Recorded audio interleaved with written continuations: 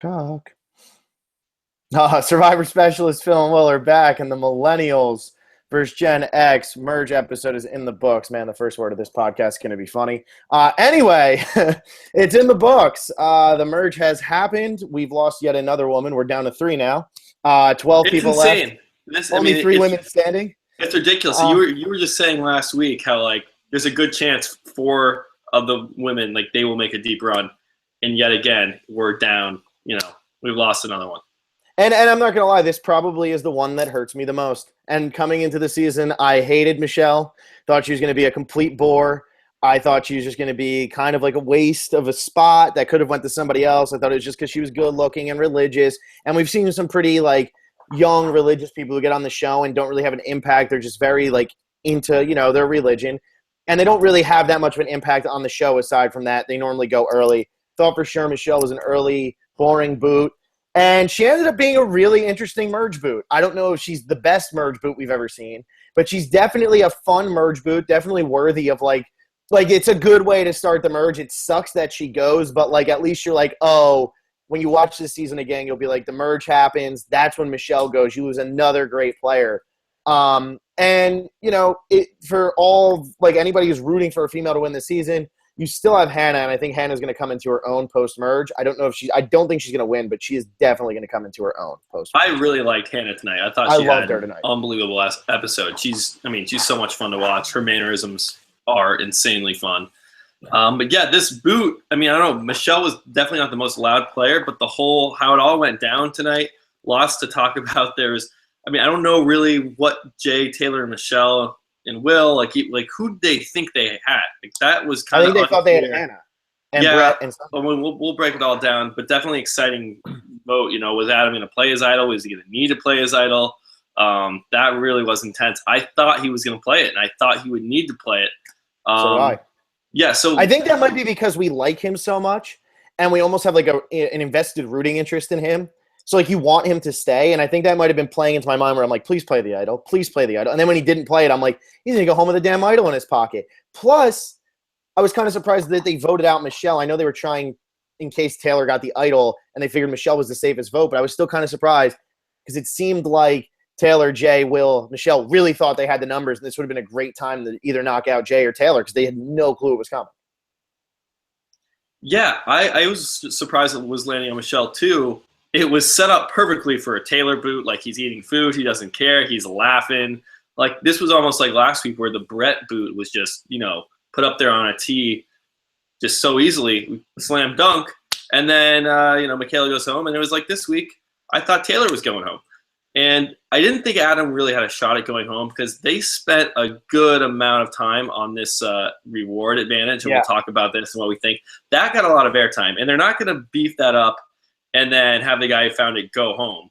So, you'd think if he finds it and gets voted out, they might not even show it to us. They might re-hide it and then just, go from there. So that's the only reason I was Adam's going to be safe. But, man, I thought he was going to need to play his idol. Where do we want to start? Let's talk with the vote or, maybe revisit tribal council later. Hey, can I just say, I want to say this first. I want to say, because I didn't get to defend myself on the last podcast, and I made a big statement about Edgic, where I said you can throw the. Oh yeah, I want to talk about this too. That's and good. I want to say this right now because I'm going to read it right from you, Tori Cosgrove. I'm going to read it right from you, and I don't know what ended up happening. I don't know how your Edgic changed in between these weeks, but I'm going to read this right from you, Tori Cosgrove. Hold up, Phil. Hold up, Phil. Okay, as an Edgicer, I personally didn't even have Michaela in my top 4, which was Michelle, Ken, Adam, Jay in that order. Michelle just went home. So I'm just going to keep on bringing up the Edgic thing. Nobody knows this season.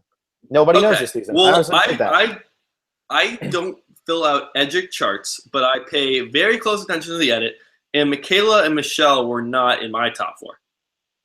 But I'm saying in terms of the Edgic, a lot of the Edgic, I said the last time that a lot of them had Michaela near the top. See, and I guess I was wrong, but Michelle was definitely there. Edgic is fake. That's what I'm saying. I don't think it's fake at all whatsoever. And Edgic isn't there's no governing body of Edgic. It's very personal, honestly. And there's no inside Survivor. There's no right answer. There's no one. No. This is the Edgic we follow. It's not like college football rankings where it's there's USA Today and AP, and those are like your top. It's like no, everyone just comes up with their own. All these forums on the internet. Who knows who's right? Personally, I'm having fun with it. I love looking at edits and trying to predict the winner. I did not have Michelle or Michaela in my contenders. I also don't have Ken, which he seemed to be before this week. He was number one for like most Edgicers. It was crazy. I couldn't even. I still don't think. First of all, when you're looking at Will Arbuckle's 555 that we did when there were 15 people left in the game, his favorites to win the game: number 1, Jay; number 2, Adam; number 3, Michaela. So don't tell me you didn't have her in your top 4, because you actually had her at number 3. And I'm glad I keep an Excel file of this because it's right there. Yeah, when was that? It was 2 episodes ago. She went 14th. It was the episode before she went, pretty much. Like, there was one episode and then she went the next one. Okay. I guess she was number 3 after that, but who were my other 2 in my top 5? Chris and Zeke? Yeah, like you still think Chris is a contender, honestly?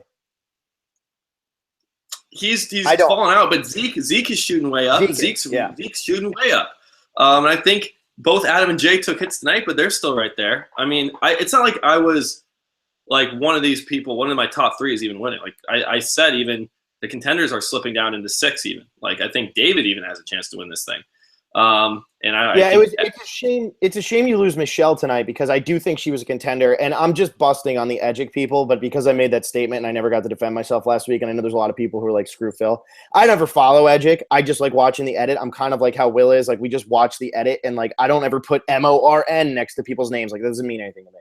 Those are just letters and numbers. Yeah, the problem with it is it's like I will read the charts and it's like I disagree with you and like completely on some of these little boxes they fill in, and they'll say like positive, and I'm like, no, that wasn't positive. That was clearly mixed. Like we clearly got some negative, and like that's it. Like you don't. It's someone else's Edgic. So yeah, and that's a key thing there. I don't know. I feel like Michelle was the female left in the game who could win the game, and we just lost her. Now there's 12 people left. We know Sunday's not going to win. I don't believe Jessica's going to win. She didn't even get a confessional tonight, although she did have like a pretty emotional moment. Like, she was a part of this episode for sure. I just don't think she's going to win. Hannah was a really big part of this episode, though. And I was kind of surprised by that, because we've talked about it. She went to 2 tribal councils. That was it before the merge. And she was pretty much in those episodes when she was there. Sure, she took off the episodes in between, but what story did they really have to tell around her? Merge hits tonight, and she was a big part of this episode. Telling Adam to calm down, telling Zeke who they should vote for, really being involved in everything, wanting her revenge. I feel like Hannah, she could really jump up and almost pull like an Aubrey thing, where I know Aubrey was a little bit earlier, but she could really pick up heat after this merge. Yeah, I agree. And then just in terms of like her potential to win, definitely shut up. But she was so entertaining too. Like I'm loving Hannah right now. She's just so much fun to watch. I mean, do you still think Ken is like the favorite? A lot of people have him as the favorite. No. He didn't get a confessional tonight, and I think every winner gets a confessional at the merge until like Natalie Anderson. Like she didn't, or they at least have like some part of the merge episode, and Natalie Anderson was nowhere really to be seen in her winning merge episode. But we can get into it. You know what it is? Nothing was around Ken tonight. Ken really was good. Ken wasn't making the decision tonight. So, like, yeah, they could have thrown him something. But this episode tonight, I feel like, was about Adam. It was about Hannah. It was about Zeke. It was about Taylor. And it was about Jay. I feel like it was about those 5. And Chris and Brett kind of found their way back into it. But I really do feel like it was about those millennials and how they were going to interact with each other. And Michelle takes the bullet here. Yeah, I mean, it's the merge. Like, if you don't have something to say about the merge, like everyone has something to say. Like, you're meeting 12 new people. Yeah, we got 2 confessionals from Will tonight. Yeah, well, Will, like, kudos to Will. That was just awesome. I mean, that was unbelievable. We'll get to the challenge, and we'll revisit this. Let's take this one from the top here. It starts with Jay explaining his move. Like, it almost seemed, because this episode went up and down with our like power players. Like, Jay came out just the first few seconds looking great. Like, he's explaining his move. I wanted to take her out before the merge, and I got it done. I'm proud of myself. And then we jump to, like, Hannah, who's saying, look, Jay thinks he has me, and he doesn't have me whatsoever. Kind of making Jay look, a little arrogant. This was weird to me, because why did Jay think that he had Hannah? He just voted without her, didn't tell her. And now you're sitting there like, well, I got you. It's like, well, Hannah, I think, was doing a good job. Hannah was like, I would have voted for you. Like, we're good now. Don't do that to me again, suggesting like, oh, we're good from here on out. But yeah, the move did not work out in Jay's favor. I still don't think it's like going to kill Jay's game. I think there's going to be a lot of power shifts right now. He does still have an idol that, I mean, he might have bet if that idol came out, if Michaela said anything, he might have, gotten blindsided at the merge. So, I mean, it's still up in the air whether that move was good or bad. It looked bad tonight, but there's still a chance. I don't know. We were like the only people that liked it. Well, and the thing is, tonight, everybody looked bad, I feel like, except for Zeke. Out of the contenders. I feel like Ken looked bad just because he didn't get much. I feel like Adam looked bad because all of a sudden he's looking too paranoid. I felt like Chris really didn't do much, wasn't positive. Jay was definitely, I think, a little negative. And all of a sudden, Zeke really shot up here, I think, like out of nowhere, where it was like, this is my episode. This is my time to shine. And like, he was the one in control, I feel like. He pretty much took Chris, took David, who even had a little bit of a down episode, took Chris, took David, and said, get Brett and get Sunday, and let's vote out one of these four. And it just so happens to be Michelle, which is a shame, but what are you going to do? No, I mean, I'm fine with the Michelle boot. I mean, she was obviously an interesting player who we thought had a chance of winning, but if it was Michelle or Taylor, Taylor's bringing so much entertainment to the show. Yeah, but I still would have rather him gone now. I don't know. There's so many characters. I'd rather have Taylor on my screen, even though I know he isn't winning. But he did show some strategy tonight. But going back to Zeke, yeah, I'm going to nominate him for MVP. I think he's on my team. He's on my team. I mean, we'll give him MVP.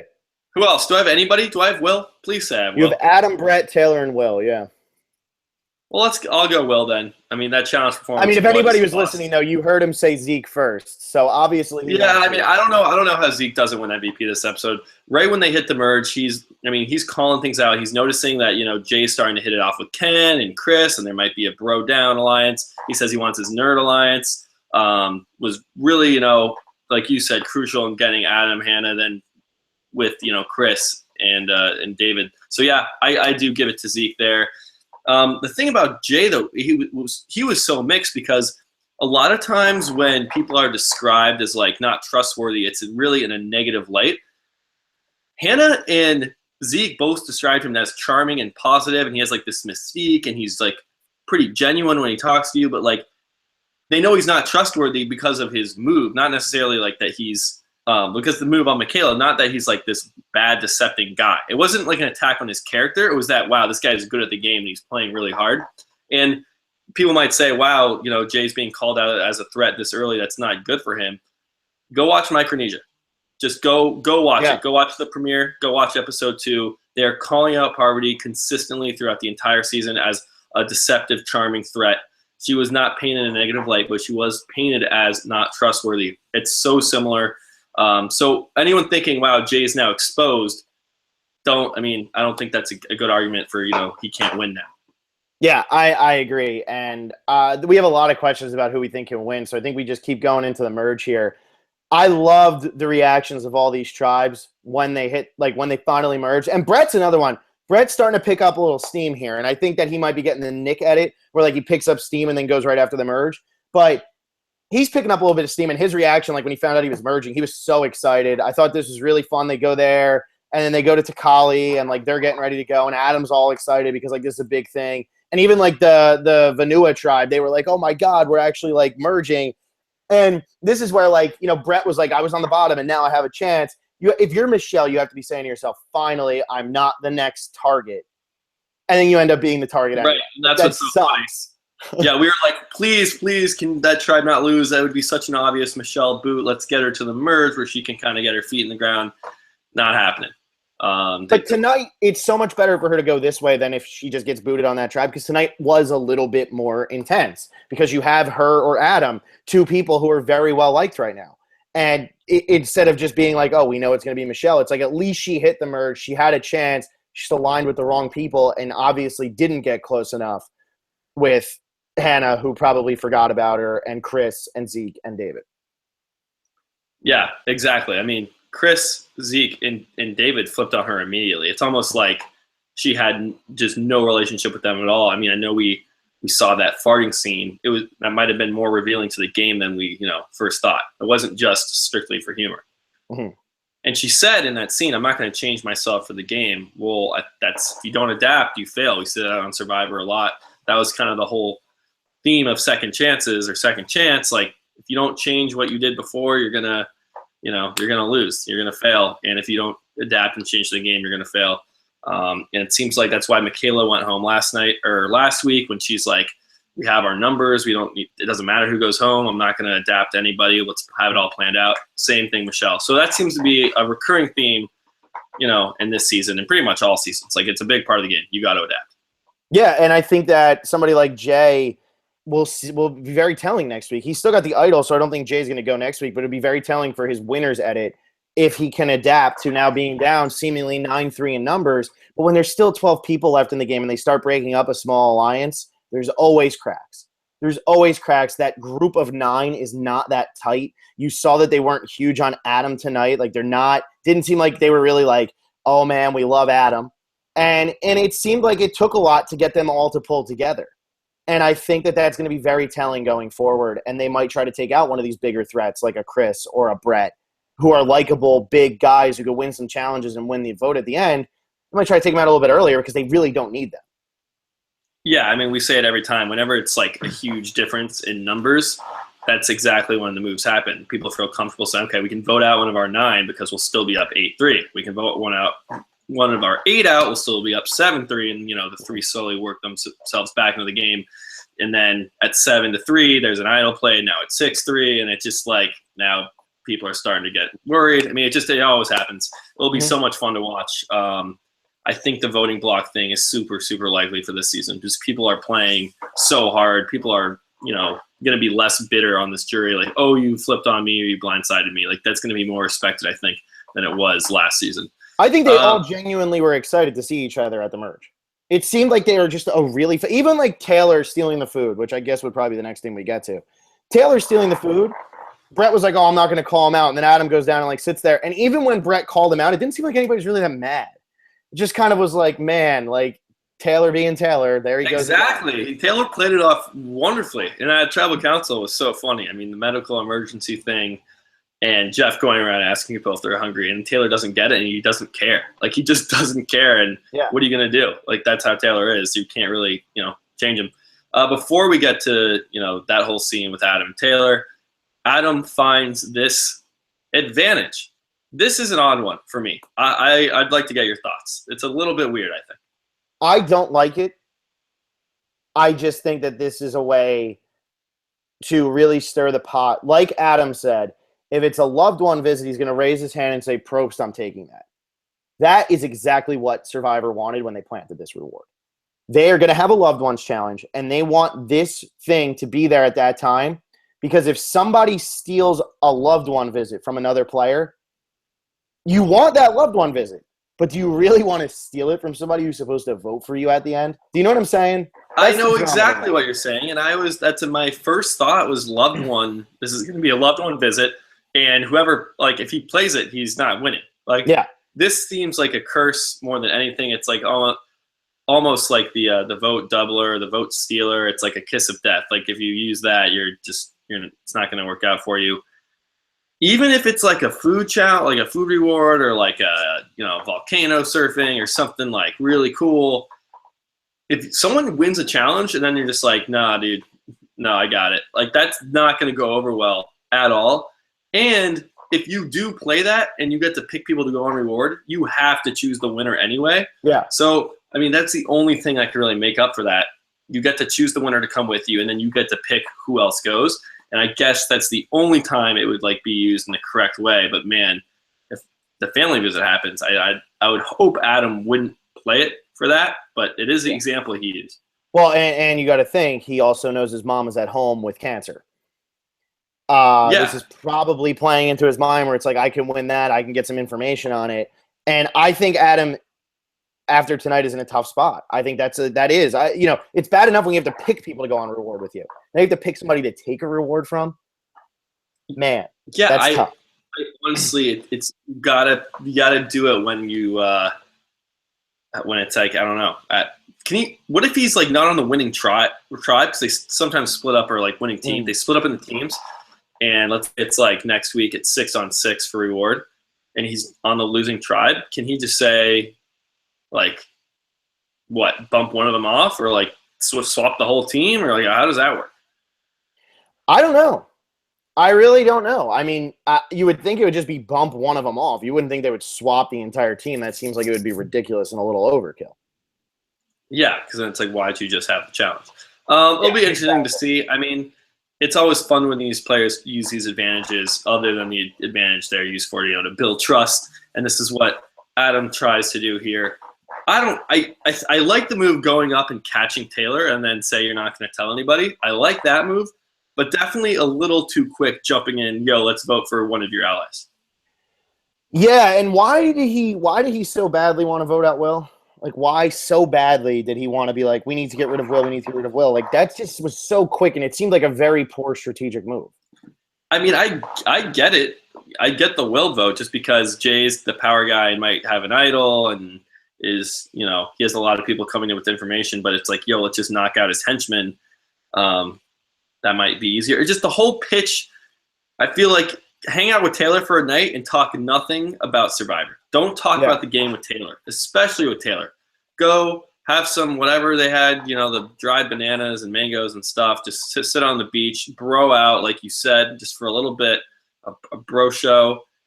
And then maybe in a couple days, travel's coming up, you're being more friendly, then you can start, planting some seeds. But it seemed like, all right, this is strategy talk time. Which is so weird because you just voted off his number one ally, and you screwed him, and he just got back together with a lot of his allies. Why is he going to trust you? It was a very weird move by Adam. It was weird, and Adam was going up and down, like, with, the positivity, negativity all night long. Like, he started off so positive. He was so excited about the merge. He was saying how this is when great players are, separated from mediocre players. Which one will he be? And then he's like, gets this advantage, which makes him look great, talks to Taylor, and then he's kind of wheeling and dealing after the challenge, and then everything kind of turns on him right at the end. So it went back and forth with Adam all night long. It did, and I'm very happy he's still around. Although for a second there, I was like, he's going to get voted out with an idol because he has a big edit. He had a very big merge edit, where it would be like, okay, he's gone. He's kind of like a fan favorite. People really like him, but he loves the game, and now he's gone. He gets voted out with an idol in his pocket, but I still think he's got to win the battle against Taylor. They're playing it up as if Taylor is going to get his revenge, but they've played up Taylor as so much of the doofus.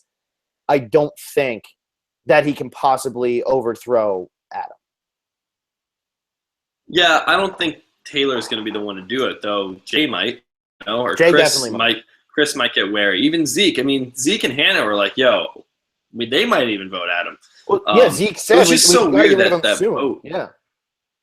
That vote is, the way that they were like, they had the numbers and they were talking about Michelle or Taylor, and it's like, were they really just going to not, come together and make a decision based on disagreement? Like, at some point you have all right, we have to let's draw straws or something. Like, we have to figure this out and decide. And I'm sure that's what they did. But the edit made it seem like, well, they're still arguing, so now I'm going to go to my plan B. Like, it was very odd. I know we're kind of getting ahead of ourselves. Anything pre-challenge that we want to talk about? I'm sure there's questions throughout the whole thing. Yeah, so. I just liked Hannah going right over to Zeke and Adam, and I liked Zeke's whole idea of the Nerd Alliance, and you take your small voting block of nerds and you vote together for a little bit, but he doesn't really trust Adam right now. And it seems like our big power players are going to be butting heads. It seems like you're going to have Taylor's not really a power player, but the Taylor J is going to be butting heads with Adam. And it seems like Adam is going to be butting heads with Zeke. And it almost seems like Zeke, Chris, Hannah, and I want to say Zeke, Chris, Hannah, and David. To me, they're starting to feel a little bit like that might be your 4 of your final 5 or something like that. They're really and starting. Ken's right in that too. Ken's right in there. Even Jessica's right in that. I'm just saying, from what I saw tonight, I don't know. It just feels like that 4 might be able to really work this down to the end because they're going to butt heads with all the power players early. Yeah, for me though, I still see winning this season. I just see I somehow think Adam or Jay or Zeke is going to be the one to pull this out. And if we get down with the core majority that we have there, all the Gen Xers are in that. The Gen Xers are unified right now, and if we go down that route, it gives them a lot of power and gives them a likely win. And I I don't think a Gen X is winning as of now.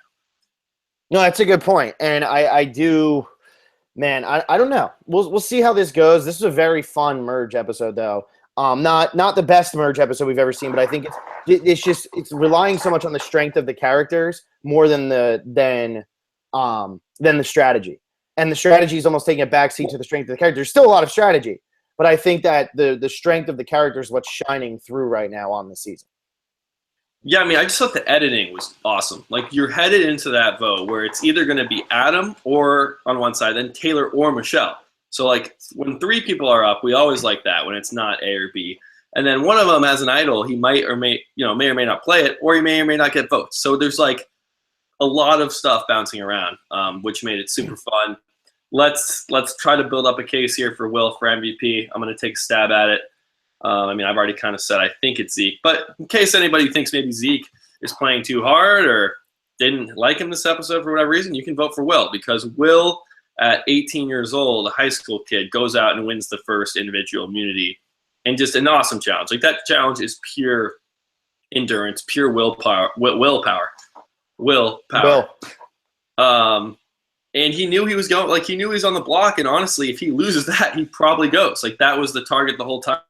Maybe because that information got out, Jay uses his idol for Will. But man, he didn't need it. So kudos to Will on that. If you're more into the physical challenge aspect and not so much the wheeling and dealing, which, hey, that can be for you, vote Will for MVP. This is one of those, because this is like strictly an endurance challenge and how much pain can you go through and all that. This is one of those challenges where when you're on the block, to win this challenge is actually sort of an MVP move. I still don't think it's him because he's on the wrong side of the numbers completely. But to sit there and hear your name come up and say, I need to win this challenge, we hear people say that all the time. To actually go out and do it, and not only do it, he did that for an hour and a half. Like, Jessica was a hell of a competitor in that challenge. And, like, man, I was seriously kind of rooting for Will, because I was like, I'd like to see him win this because he knows he's the one in trouble. And let's make one of these power players really struggle a little bit, like we saw Adam struggle and we saw Michelle go home, and Taylor and Jay had no idea it was coming. And I don't consider Will a power player. I consider him like a right-hand man. So I was happy he won. Good for him. I'm happy to see that, that work out for him. But I still think he's short-lived here, going forward. Yeah, I don't think his prospects look good, especially once you win one immunity challenge. Your name's kind of like, oh, well, he's done it before, so let's try to get rid of him. So give ourselves a chance to win. But yeah, again, amazing job. I was rooting for Will too. Like, you got to root for the player who's like the obvious person to go, even though there's a lot of things that could happen when we are dealing with 13 people. Nothing against Jessica, but was just completely rooting for Will there. And he's been so quiet. Jessica's not going to go home. Exactly. And he's been so quiet this season, Will. And every time he is on the screen, like, he seems like he's just having a blast out there. So good stuff from him. All right, we've kind of talked about the vote a lot. I mean, pre-tribal council, it's just we never saw a conversation with Zeke talking to like Jay and Will or Taylor. Like, who were because you need 7. So who were the 7? So we have the 4, and they thought they had Adam, Hannah, and then I guess Zeke. Like, that's who they thought. They thought they had the Millennials all locked up? No, because they voted for Adam. Oh, yeah, they don't even have Adam. So they thought they had Hannah, Zeke, and I bet Jay thought he had Brett and Sunday. I bet Jay thought this was going to be a landslide.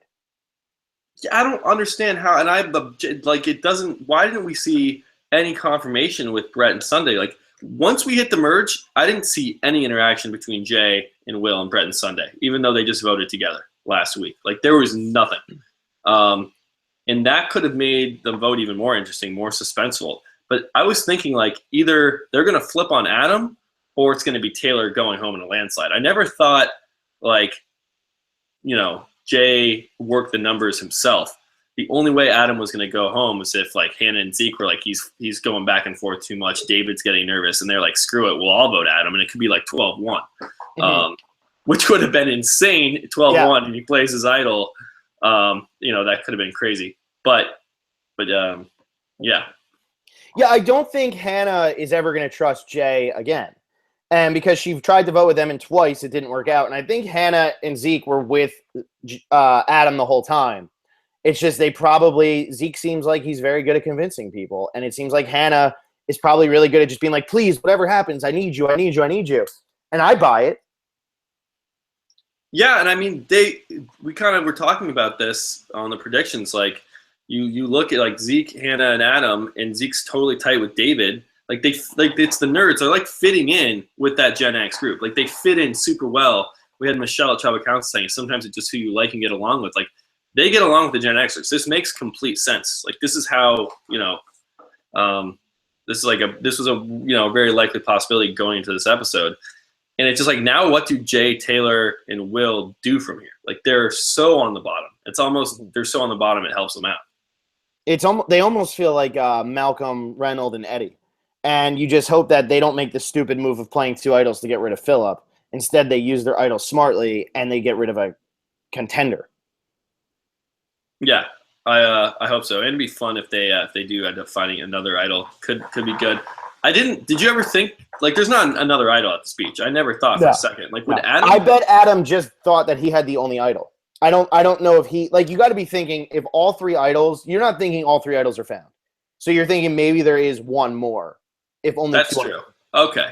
But as a viewer, though, it's like, wait, they're showing him. Like, he's going to get something. Like, I was like, what is this going to be? He's going to find something. We're spending a lot of time with him.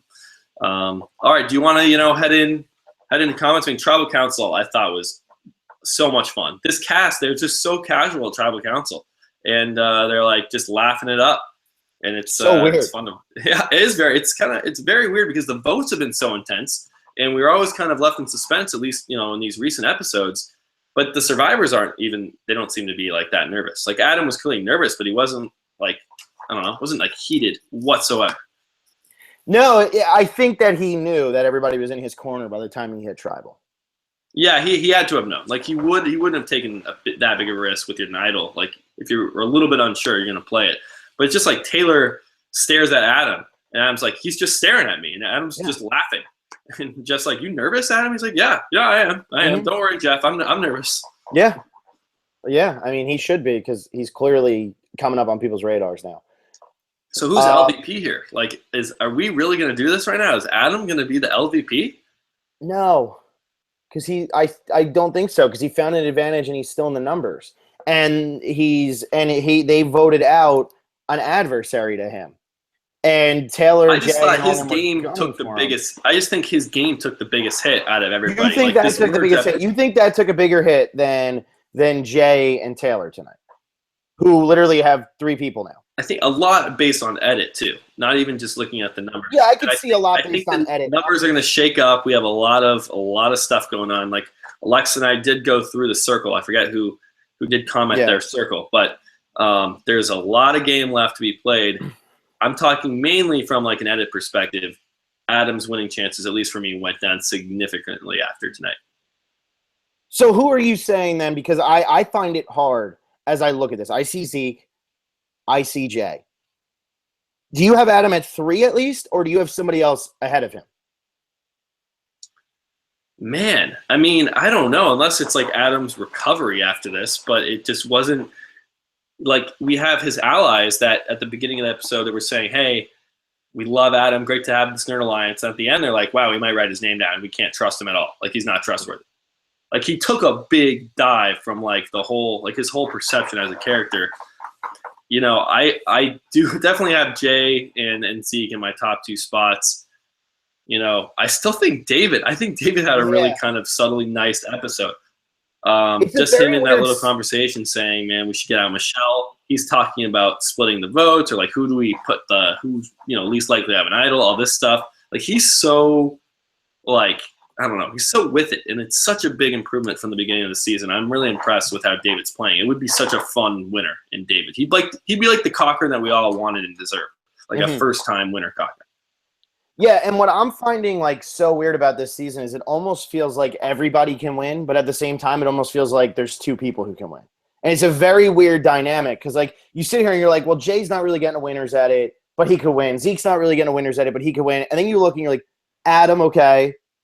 Maybe like if Hannah somehow picks up pace because she's really only had like 2 episodes where she was not there. And those 2 episodes she was on Ikabula and they won, so that she didn't really need to be there. Like Chris, maybe. Brett, he's starting to pick up. You know it's not going to be Sunday. You're pretty sure it's not going to be Will. Maybe even Jessica Lewis or Ken turn it around. Like, it's such a weird season because you think there's a lot of people who can win, but at the same time, you almost feel like it's got to be Jay or Zeke. Yeah, I mean, Zeke wasn't even in our top, but after this episode, I mean, I don't know. And I feel like everybody else is saying it can't be Jay. Yeah, I wouldn't count Jay out yet, guys. I wouldn't. I've been high on Jay, and I still I think he's probably still my front runner even after tonight. But man, what happened to Ken? Like that's 2 episodes in a row without a confessional. Yeah, and I mean, he was there a little bit. He was there in both episodes. It wasn't like he was invisible. Like, he was there in both episodes. Tonight, he was like, we got to get rid of Taylor. We got to get rid of Taylor. If Taylor somehow makes a move next episode and Taylor doesn't go home, but Ken stays around, then that might be almost like a positive where it's like, Ken called this. Ken's going to be the one who takes down Taylor. Because Ken clearly is not on Taylor's side after that conversation that him and Jessica had with Taylor last week. Oh, yeah. Not at all. It's just so surprising. Like, if you're winning this game, you're not at least going to get, like, an observational confessional about the merge feast and about meeting new people and, like, the feeling of the tribe. Like, you got to get one of those, you would think. But, hey, we've seen a lot of crazy edits and crazy winners, so I'm enjoying the show just so much right now, and I'm not too, like, hung up on who's going to win. Do you want to head into comments? Or we got let's go into comments and let's try to roll a bit here. Steel Punch 2 years in a row. Will loses Eliminator. Okay, we got to talk about Eliminator. Will had told. Oh yeah, that wasn't my tweet. Talk about this. Oh. This. Okay, we got to talk about this. So what happened was I said Michelle beforehand because I didn't have it in front of me, and I knew that Alexa and Will were going live, so I just texted Alexa. I said, "Give me Michelle." I had used Michelle. So in the episode, Will was like, I was going to use Michelle, but I guess now I'll use Zeke. So he said Zeke, and then later that next day, I saw my computer, and I said, yo, I actually already used Michelle. I'm changing to David. And he said, okay, give me Michelle. And I said, okay, tweet it out. So today he hadn't tweeted it out yet, so I tweeted it out thinking he forgot. And I didn't want him to tweet it out. I'm probably not going to count it. I'm probably going to say you picked Zeke. I could see why, just because – but, I mean, if I've ever needed to update my picks, I always would tweet myself. Like, that's always been how we do it. I just know you were, like, busy and you were, the election and everything. I know, like, this was, like, there's a lot going on in Life of Will. But I'm okay with keeping you at Zeke. Life of Will. That's not too busy. I guess kind of. But, yeah, I mean, I wanted to keep Zeke. And once Alexa and I kind of talked it through. And then because Phil jumped off Michelle, like, he couldn't do it, that made me want it even more. But then I was like, you know what? I already locked in Zeke on the podcast. Like, I'm feeling good about it. So, I don't know. It's fine, dude. We'll keep you with Zeke. Okay. Cool. Thank you. I'm glad to still be alive. You're so alive, man. Yeah. For everyone who's made fun of me, there you go. Yeah, because that was kind of on me. All right, let's go back here. Steel Punch, MVP Zeke, controlling the vote, getting together, voting block, LVP Taylor, further ostracizing himself from everyone. Steel Punch, wish Jeff tempted them with food like Micronesia. These challenges are too hard now to tempt with food. There's no reason to tempt with food in this type of challenge. Yeah, and I love the endurance. I mean, this one was super hard. It's like finding that balance where it's like you could go on for 4 hours and like you could do it. It'd suck and it'd be painful, and there's a cheeseburger waving in your face and some ice cream. I mean, I love when they do that. I'm surprised they even went an hour and a half with this one. Yeah, it's a tough challenge. T-Rex Survivor, my reverse one world prediction is looking more likely right now. Man, but wouldn't it be cool if Hannah pulls the Chris Doherty? Wouldn't that be dope? That would be out of nowhere. That would be great, though. I would love that. I really would. I really like Hannah. And when me and Will went to the EW Pop Fest, Jeff said, what does everybody think of Hannah after he showed one of the clips? And it got like a mixed reaction. And Jeff's like, yeah, that's kind of – and I'm like, that's kind of BS because at this point, the editors just haven't had to show anything from her. After tonight, if the EW Pop Fest was this weekend, I'd be like, hell yeah, I love Hannah. Like, give me more Hannah. But at that point, we had – like the last 2 episodes for Hannah have been great. She's been great. She had the whole been awesome. Yeah, the whole cop thing last week was awesome. That was honestly, it felt like her coming out party, and she continued it, this week with another really good episode. Yeah. So don't count Hannah out yet. Don't count her out yet. Jimmy O'Connor, I'm in love with this season. Cagayan is my favorite, but this might surpass it. I've never had so much fun watching Survivor. It's so good. It's so good. Very fun. And Curtis is Will, a more vocal version of Carter from the Philippines. They're definitely similar, but How? I don't know. Carter said nothing. Like, I don't even that's why she's know. vocal. Right, but I don't even know anything about, like, you can't even, it's like multiplying by 0, you know? It's like, I can't, you can amplify Carter, it would still be nothing because there was nothing there to begin with. Mm-hmm. Yeah, that's true. Everybody's a more vocal version of Carter if they have Yeah, exactly. Giovanni Oriana, fun fact, is the first tribal council to be on day 23. Look at Giovanni. I think he's just like, he's like a savant. How do you know that? He's a savant. Like, what? Dude, I don't know. Jimmy O'Connor, LVP Adam, I love the guy, but he played too hard with Taylor. MVP Zeke, he was the true kingpin this episode. Yes, which, by the way, Jay said kingpin, the title of the episode. Who had the last vote read? I forget. We're going to have to look that one up. I never am that. We're so far behind in the prop bet. We have all the stuff, answers written down. It just is so long to go through and score it, but we will. Don't worry. We have the whole Excel file, and I think we got through like 5 or 6 episodes. So yeah, we've only not done the last 2. Yeah. And Curtis, what happened to Ken's edit? He used to be great. Why are they hiding him in the edit? Very good question. I don't know. I still think he's a fan favorite. I still would not count him out just because of 2 episodes of No Confessionals. Normally, the episode before the merge isn't very telling. It's actually okay to be under the radar there. The merge one definitely hurts him a little bit more, but we'll see going further. Right. Yeah. I mean, I think I agree with you as a fan favorite, and I like seeing him on TV. I was surprised how many people actually had him as like the front runner after 2 episodes before now. Giovanni, was this the worst episode for Adam? I'm still rooting for him though. So far, yeah. For Adam. Yeah, for sure. Yeah. I mean, everything we had seen like coming up into this episode was all positive for Adam. Mm-hmm. Like he had not had one negative episode. Like he was finding idols. He was talking about his family, interacting with people. He didn't land on like the right side of the vote his first tribal council, but then he, made the flip that everyone probably was rooting for and all this stuff. So yeah, he definitely took a hit. Definitely. Let's see. Jimmy O'Connor, Taylor's not my LVP because I really don't expect anything from him in the first place. Fun TV though. Makes sense. And Curtis. And Taylor was like, Taylor played the game tonight. Can we not give Taylor some credit here? That's why I don't want to give Taylor LVP. He kind of owned Adam a little bit. He did. He played him. He was broing out with him and said, yeah, I'm just going to let him think that we're friends, even though we're not at all. He doesn't go blabber to Jay right away either. It's like, it seems like maybe the next day or later, pretty later. And then it's like, hey, don't tell anybody this. Like, I know Zeke ended up overhearing it, but he didn't do it as like casually as you might think. He didn't run up and start laughing about it. He was very it seemed like he was really thinking things through with Jay there. Yeah. Gamer Girl, why does Survivor like color black for the merge? It's overused. It's like the 11th time black has been used as the merge buff. I don't know. They do that a lot. Maybe because it's like all the colors together, That would be brown. And brown is not a good merch. It's not a good buff color. I think we've only had 1 brown buff. I don't even. Wow. I don't really pay that much attention. And Curtis, why did Adam tell Taylor about the new reward steal? Dumb move by Adam. I agree. I don't know why he did it. I'm glad he didn't tell him about the idol. I got really worried for like a split second that he might say something about the idol, and I was like, dude, why are you going to do that? That doesn't make sense. Yeah. Why? Don't tell people about your advantages, especially Taylor, who doesn't unless Taylor's just really, really playing this game well and has convinced Adam that they're bros. I don't know why you're. I think Taylor, Adam got cocky. Yeah, I think he might have too. We'll have to ask him later.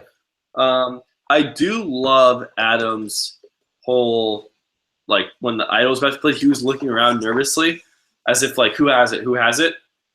No one thinks Adam has an idol right now, and I think he's doing an amazing job of selling that he was worried and scrambling. Even Will was he wouldn't scramble this hard if he had an idol. So kudos to Adam for there. I think that was that was a really good move. Kind of a dumb statement by Will though, because it's almost like Adam was scrambling so hard so he wouldn't have to use his idol. Right, but if people can see visual nervousness, if Adam was calm, they'd be like, wow. Maybe it's not. I don't know. I just think, in addition to him looking around, it was just he's doing a good job. He's aware that that's what he's trying to, give off. At least it appears that way. Giovanni Oriana, which do you prefer, the vote doubler, the vote stealer, the reward stealer? We haven't seen the reward stealer in effect, but I think the vote steal is probably the most interesting. I mean, the vote steal is the most powerful and useful, for sure. Giovanni, with 3 girls and 9 guys, this is the biggest sausage party since San Juan del Sur or Fiji. Fiji had 8 guys at the final 12. I mean, yeah, in terms of just numbers, I'm loving this season, though, and I know like a lot of people are giving Jeff a hard time because he said this was a great season and now it's all men left. But, I mean, top 5 season for me is Vanuatu, and there's 1 man in the final 7. And to me, that's like one of the best seasons of the entire show. And One World just happens to be a bad one. This just happens to be a really entertaining season that's mostly men. It's based on like the story and the votes and the characters. Like there are very few people are like, oh, it's all chicks, then I'm not watching, or that's boring. Mm-hmm. And if you're really sitting there going, oh, there's only guys left, this show sucks, it's kind of like, why are you watching Survivor in the first place? Like, the whole point is that anything can happen. This is the first time this has really happened. This is, like, ridiculous right now. Yeah. You know. Yeah, and it's like, I mean, look at the players, look at the votes, look at the story. Enjoy the episodes for what they are. Giovanni is Taylor, the worst player of the season by far. I think it's either him or Sunday. I don't think Sunday's very good because I think we would have seen more from her. I think she's a nice lady. I don't think she really plays Survivor. I mean, Taylor, I don't think is as bad. I think he's getting the doofus edit. I do not. Call me crazy. I don't think he's playing this game that badly. I really don't. I think he got a little too, into Figgy, but he's not. Like, besides that, it seems like he's having a good time. People like him. Like, people aren't threatened by him. I think he's playing harder and thinking things like a lot. Like, he's thinking about the game way more than we are led to believe. Mm-hmm. Giovanni, was Michelle the best female player of the Millennials tribe? I think she was, but I think Hannah could overthrow her. I think Hannah could really prove to be very good at this game. It just took her a little bit to get going. Yeah, and a lot of times we'll say, oh, like, if you didn't vote in the majority, like, that's, like, shame on you. Like, I don't think Hannah played badly last week, even though her out, like, Michaela went home.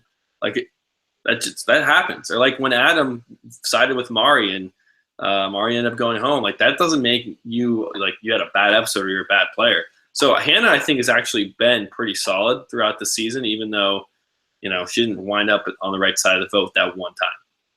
Yeah. Giovanni, was this one of the best merge episodes? I mean, it's a good merge episode. I don't know if it's one of the best. I mean, there's some crazy, crazy merge episodes. It's definitely a good one, though. This was a fun one. I mean, there's also a lot of bad ones to beat. So I really, really enjoy this one. Maybe it's top 10. I don't know. I don't really rank merge episodes. Yeah, I don't. Yeah. Giovanni, who stole food better, Taylor or Nayanka? I think Taylor, just because he owned it. Nayanka started attacking anyone who even questioned it. She's like, She went on the offensive and, like, was attacking people for time. It was crazy.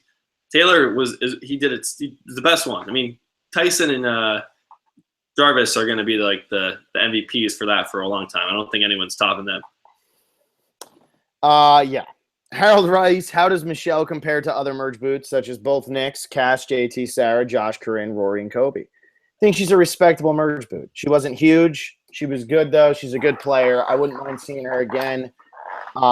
If they did like a season of like she's a very likable female character. I said, like, she reminds me of kind of like how Julia was last year. She wasn't the biggest personality.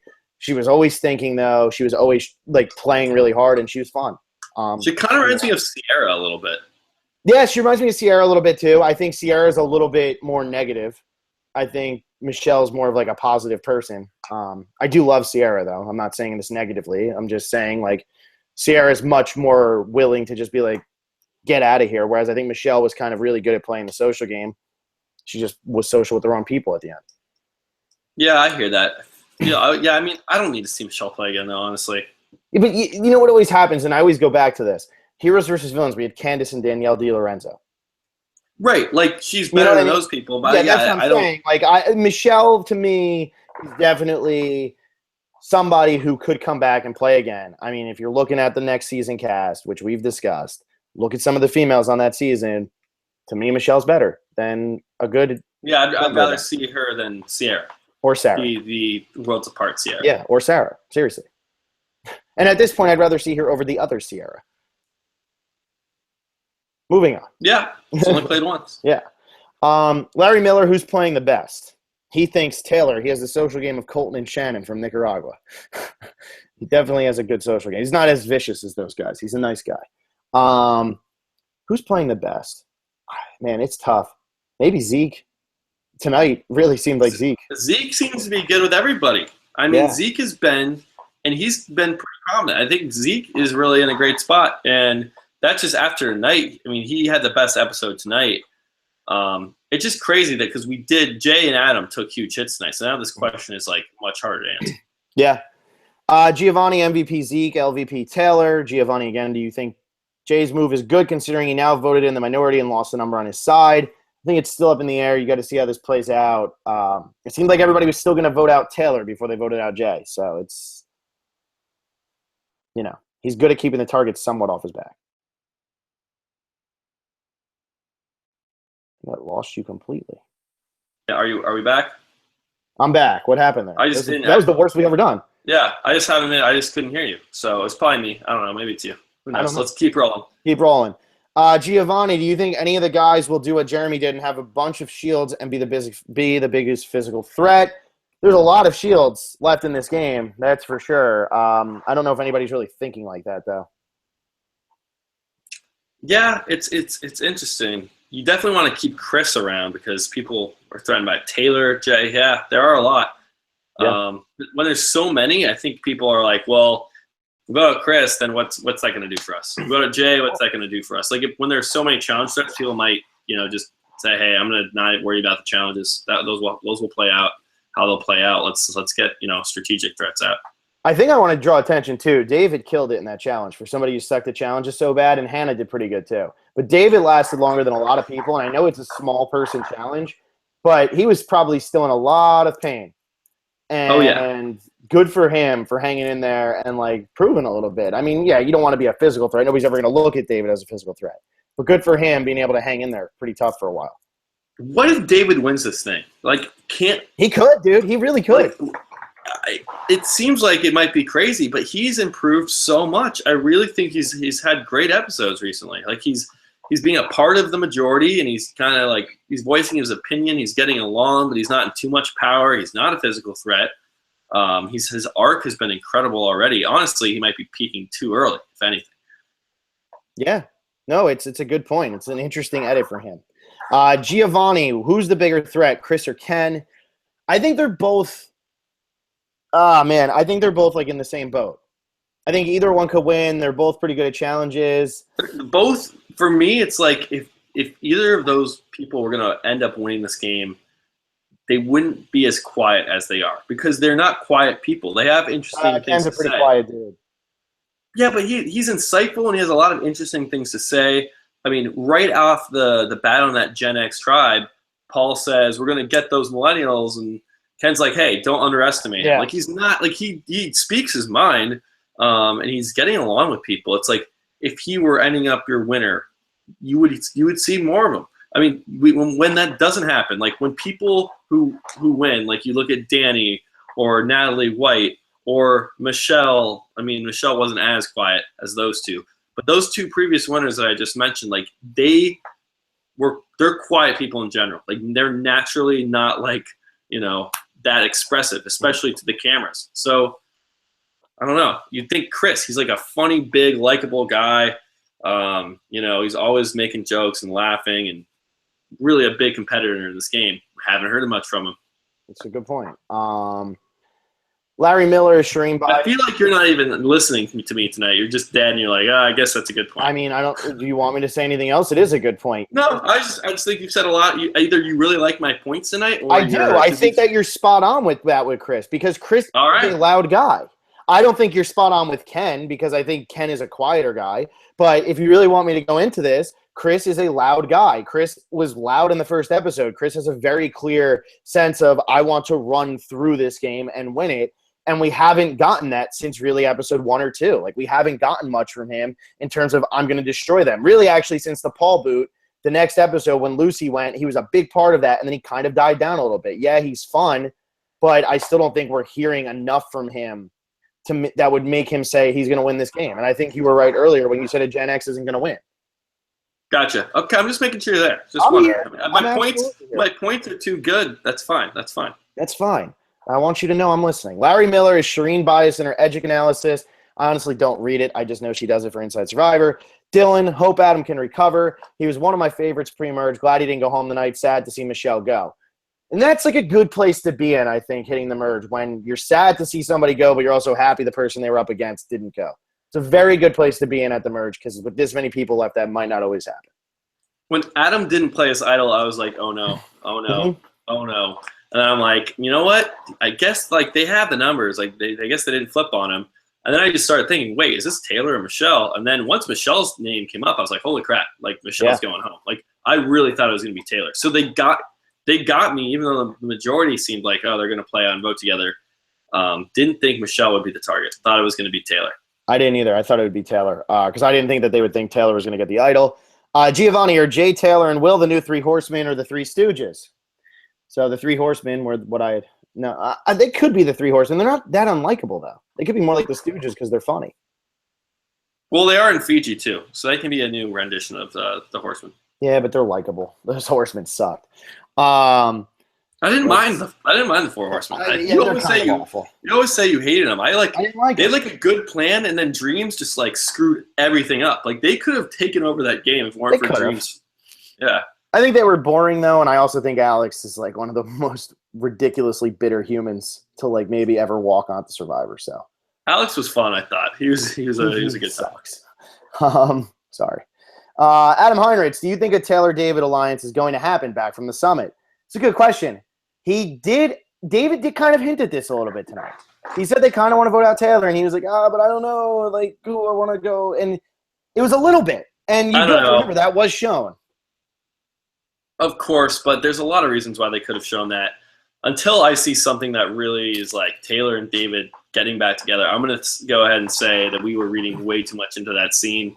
And it was more about David's position on his current tribe with the Gen Xers, and that he was willing to flip, and that there's a tribe swap, and he immediately, or I guess not immediately, but he does form a really solid bond with Zeke, a good enough bond where he ends up sharing, that he has found the idol. So I think it was more about David's character, and that he was so paranoid, and he was so ready to play this game and so ready to mingle with Millennials.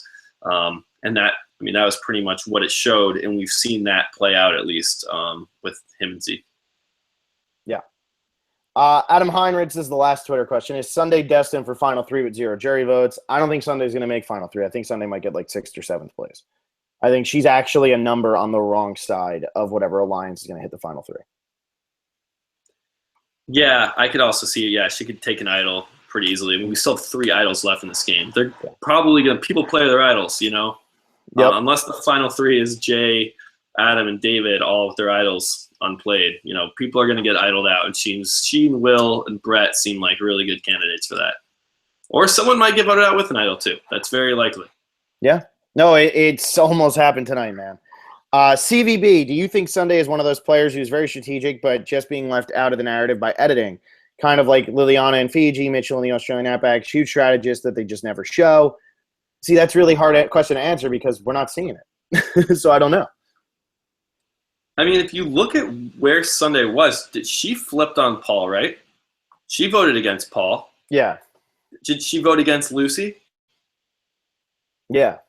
She voted against Rachel. So every Gen X Tribal Council, But is she strategic or is she following? See, I would compare it more to Will. I think Will is more of a strategic person that we're just never getting to see a strategy. Because I think a lot of these moves that Jay has made have been Will. I think bouncing in between those, and like she was, I think she never had like a falling out with Jessica. We never got that. Like she was still good with Jessica, seemed to get along with Ken a little bit, even though they were on the bottom.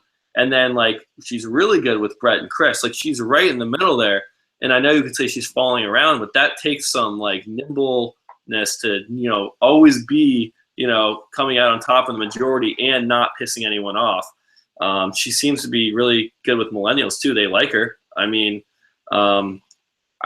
she's not the most interesting character. She's not the most lively, entertaining TV. But so far, her game is pretty good. You could probably argue that Sunday's playing one of the best games. We just don't have any insight from her on why she's doing the things she's doing. But so far, she's made the right moves. Yeah. CVB, do you think that some of the contestants have an unfair advantage in physical challenges? Jay, Brett, Will, Taylor, Ken, and Chris all look over 6 foot. Jay is not over 6 feet tall. While Adam, David, and Zeke look 5'9" at best, only Paul was average height for a guy. Michaela also looks like the only tall girl. I don't think so. I mean, in this challenge, they were all on different heights. Yeah, Like, they measure measure people's feet size even. So when they do planks that are really small, they make sure they have it proportionally sized for their feet. They have their height, they have their weight at the start. I mean, they really try to make these challenges as fair as possible. In other challenges that aren't based on size, they always draw for spots too. So I don't see anything unfair about this. I mean, look, you had Will, the high school kid, and Jessica, like the mother, going head to head at the end of this. Yeah, exactly. So there's really no correlation at all. Gamer Girl, that was a close one. I'm so glad it wasn't Adam, though I do think his days are sadly numbered, and he will sadly not break the curse of first and last. Speaking of Adam, he actually had the last confessional before the last commercial break. So the thing where the person being voted out, the last confessional before the last commercial break, isn't a thing anymore. Hooray. There we go. That's good to know. Wentz to Costa, since they were missed last week, it's that time again, triple W's. One, when did Adam turn stupid? He mentioned in the very beginning not to play too hard yet. That's what he did when he hit the merge. If he makes Final 3, I don't see him winning if cool kids are majority of the jury. Yeah, it was well, again with Adam, that was so weird. He's like, did I play too hard? Yes, I need to not play hard. And then what does he do? He's like, last minute running up to Taylor for a plan B because the majority can't agree on somebody. Like, no, Pumpkin. No. Yeah. Why you just called him Pumpkin. Number 2. That was the Kimmy quote. Oh, I know. Okay, just making sure. Funny. You saying Pumpkin is very entertaining. 2, speaking of Taylor, buddy, you're the GOAT this season. Jay is the leader. Will is the right-hand man. And assuming Will gets taken out, you're basically the ideal guy in the finals, even though Jay won't exactly try to protect you over Will. Yeah. I mean, you can go. I mean, yeah, I like what you're saying that. Yeah. Number 3, this sincerely reminded me of the Edgardo blindside from, ironically, Fiji. Yeah, it did kind of a little bit. Like, Jay looked legitimately shocked. Will looked shocked, but, like, Jay's face was, like, completely like, holy crap, I did not see this coming. It is very similar. There's been a lot of Fiji call-outs and comparisons, and I've said this before, I'm not the biggest comparison guy because it's just, like, sometimes they're based on just nothing, like the vote placement at 14th place. But these Fiji things coming in, I do like them. It's the Fiji magic. If they're going to work, they're going to work. 4, with millennials backstabbing each other, do you think Gen X will take advantage of this? They could. They should, but I don't know. I don't know. It's 6-6 now somehow. Somehow they found their way back to make it 6-6. Yeah, and I think that's probably why Jay thought he was so comfortable. Mm-hmm. Like, he thought, okay, well, we have, like, why wouldn't Brett and Sunday want to vote out Adam? Like, they thought it was probably so appealing to them. Literally, they know they're voting out Michelle. Like, that's probably why he thought that they were locked. Yeah, no, that would make sense, that he's just got overconfident in numbers. Finally, Will, a.k.a. the best, considering you saw my chain and Michelle was ironically first in command, do you think I accidentally predicted the boot list? I'll have to go through. It depends who's next. Who was next? Michelle was with Taylor. Taylor, I think. I don't know. We'll have to look. But we'll find out soon enough. If you accidentally predicted the boot list, that would be bananas. That would be awesome. Real Negro. Sup, guys? Do you think that Adam has any chance to win now? It seems like everyone thinks of him as a rat and don't really respect his gameplay. I don't see any of the younger guys voting for him if he makes the final tribal. It sucks, but unfortunately, sometimes you can't come back from some of your mistakes. Adam's a great guy, though it's sad to see people talk down about him. I don't necessarily think this was completely negative towards Adam this episode. It was just, what I mean? Like, it just came from nowhere because there was no, like, Adam was just like going up and up and up and just looking really good throughout the entire game. And this was just like, now all of a sudden people are saying he's not trustworthy. He's playing the game too hard. It was just a lot at once.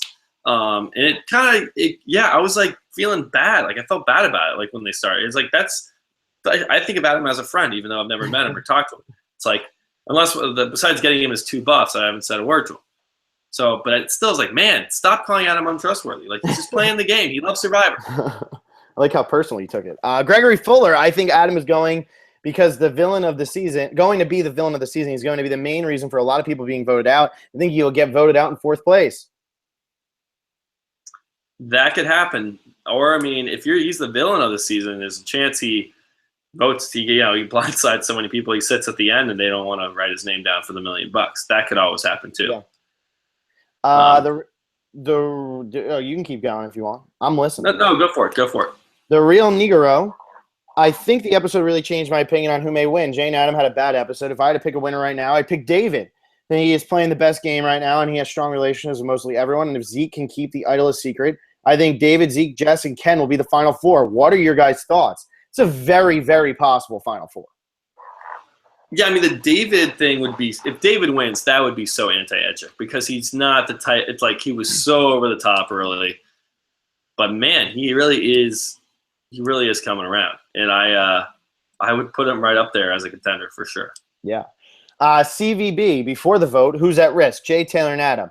Never thought the vote would go against Michelle with how little airtime she got. Crazy, you really just never know. Glad Jay is safe. Thought the Kingpin confessional was foreshadowing him going home. Also, what was with the elimination order in the challenge? Chris out second, Jay out fourth, Jessica second place in a strength challenge. This is not a strength challenge. This is definitely endurance challenge. Yeah, it's endurance. And, yeah. Anything can happen in these ones. It really comes down to willpower. But heading in, I didn't think there's any chance of Jay going. His Kingpin line is terrible for his edit unless he turns it around. It can help him out. It's like, I'm the Kingpin. He loses power.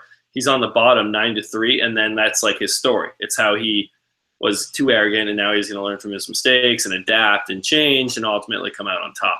That would be his arc. Yeah. Do you think that this kind of put a damper on do you think the Kingpin thing, and then he has still good lines in there, but do you think that that really hurts him? This changed the whole narrative for Jay if he does win. In the beginning, he's the millennial that gets things done and is likable and he's kind of the face of the millennials, and he's the hero, and he's in power, has an idol, people like him. That was going to be his story. Now it's he flew too close to the sun, took a hit. Can he get back? It's a totally different story that I wasn't really expecting. Mm-hmm. But hey, he can definitely still win. Definitely still win. Oh yeah, for sure. I think that saying he can is kind of jumping the gun too much. Gamer Girl, which advantage do you think will be better, the legacy advantage or the reward steal? I think this is a no-brainer legacy advantage. The reward steal, I feel is the worst advantage you can probably have in this game. Yeah, and to be honest, I might not want either of those. Yeah. If you win the final immunity because you had that advantage just randomly passed down to you, it's good on you for making relationships. You play the game. Yeah, it does. If you were going to get to the end anyway, then yeah, but it's I don't know. It's obviously when you're out there, you want that legacy advantage way more than the reward. Mm-hmm. For sure. Gregory Fuller, MVP Zeke for being in the middle of Gen X Alliance, LVP Will for letting the Gen X know that he knew he was targeted at the challenge. I don't think that's really LVP material. I don't know. I mean, the reason that they found out that he knew was because he was so he had to win. It's once the cat's out of the bag, it's out of the bag. Mm-hmm. Yeah. Zach Abrams, MVP Hannah. She came from the bottom, and now she's in the swing vote position. LVP Adam, it looks like he has a target on his back going into next episode. He told the most idiotic person out there that he has an advantage. I think Adam's going to win LVP. I think it's pretty much a done deal. Yeah, so I have Adam for LVP. And then Will might sneak in. Will might pull an upset and get MVP. We'll have to see. He could, but I think it's going to be Zeke. Early polling says Zeke. Giovanni Oriana, Michelle got 10 votes in the game. Thank you. That's good to know. I think Adam might have gotten 10 confessionals tonight. He would be the first one of the season, but I'm not sure yet. But I think he did. Wow. D6 Comedy, so Philly and Willie, who was correct about where the numbers was going? Hey, I hear you. Let's see this one play out. I think people calling Jay dead. It's far too early. He was pegged as a huge threat tonight. And, hey, he didn't go home, and he still might not go home ever. We don't know. Yeah. D6 Comedy Willie, you better not say you knew Michelle was going, bro. You didn't. You didn't. I'm proud of you. I did not. I thought Taylor was going. Yeah, you couldn't this time. Rashida San, how do you guys thought feel? Brett was going last time. I was more. You did say you could see Michaela going. Like this time, the Michelle thing. I mean, I was more surprised that Michelle went this week than Michaela last week, just because I didn't think Michelle's name was like in the picture. Like I thought they would 100% throw the vote at Taylor. Like Michaela's was obviously a bigger blindside, but I thought, like, you know, the way they're editing Michaela was like maybe this could happen. It was definitely more, you know, top of mind. Rashida San, how do you guys feel about Zeke saying he should have to kick out Adam soon because he's a bad Alliance member? Yeah, I mean, I don't like hearing that because I'm a pretty big Adam fan.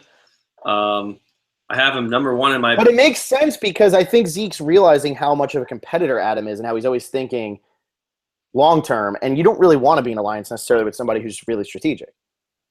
Yeah, to a point you want to be there.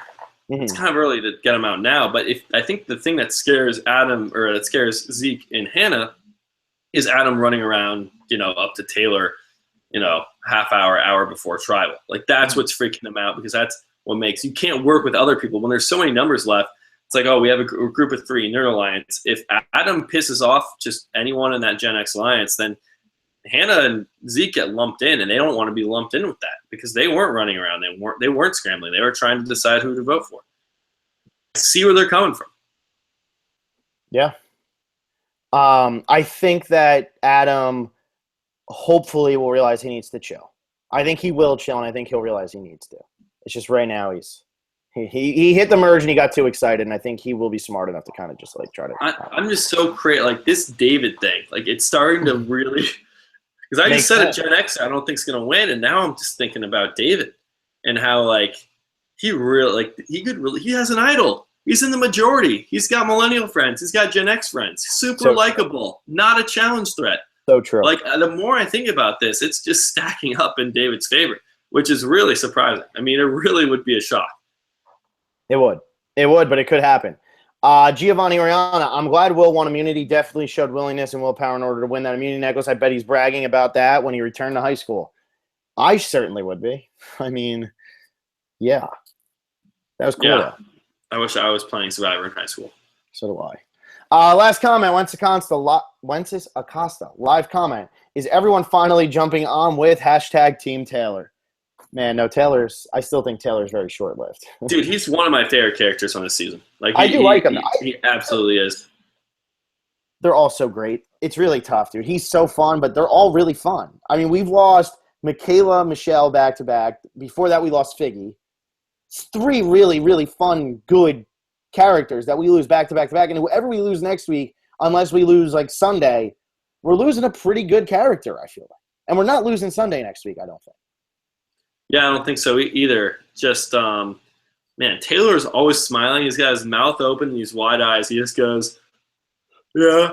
And it cracks me up. And he's so genuine. And I keep seeing more and more of him, like, actively playing this game. And look, he's not the best Survivor player, but he is trying. Like, anyone saying that he's not trying to play whatsoever, like, that's not true. He is trying to play. And he's still, hey, there's 12 people left. He's still there. Let's give Taylor just a little bit of credit. Not saying he's going to win or anything, but I do like what I'm seeing from him. He's a lot of fun to watch. Yeah, no, I mean, that's how I feel about most of this cast, and I appreciate when you get people who want to play. That's all I ask every season is get people who are going to come out and play. We hit that rough patch of 22, 23, and 24 where you had one person pretty much on each season come out to play the game. That's why they weren't good seasons. I'm glad the last couple seasons, people are always trying to play. Even in Worlds Apart, a lot of people were trying to play. They just couldn't play. They just weren't that good. As long as people are coming to play, I'm okay with however dumb they are, whatever, as long as they're trying to play the game. That's all I ask for. Did we have a Zeke before? Who is in Philippines, the first boot? Zane. He came to play so hard, and it just didn't work out. But he was an amazing first boot, like just a lot of fun. You look at someone like Val from San Juan del Sur claiming she has like 5 idols. It's just like, was she the best player? No, but that was fun when she went home, and like it was interesting. So even if they suck, just try. Don't beat Grant from Redemption Island. Yeah, don't be anybody from Redemption Island. Yeah, please. All right, that's it for comments. That's it for that. What do we have? We have MVP. You would be. You're saying Will. I'm saying Zeke. It seems like Zeke's winning. It seems like Adam's going to be LVP. It's very sad. Yeah, it is. Eliminator. Will is still alive. We decided on that. So. Yeah, I mean, I never changed my pick officially. So. Mm-hmm. Other than that, I think that's it. Boosh Bear, I'm back for you. I'm here. Yeah, that's right. No comments from Boosh Bear. You really pissed him off. None. He probably thought I was never coming back. Yeah. All right. Well, thanks everybody so much for tuning in this season. I love the season. It's awesome because 31 was great. 32 I thought was better, and I think 33 so far is better than both of them. So, super stoked to see how this plays out. We have so many likable characters. Subscribe if you haven't. Share with your Survivor watching friends if you haven't. We definitely like to get as many people to comment and get involved, stuff like that. Like the video if you'd like. And yeah, Phil, you got anything else? No, we'll see you on Sunday.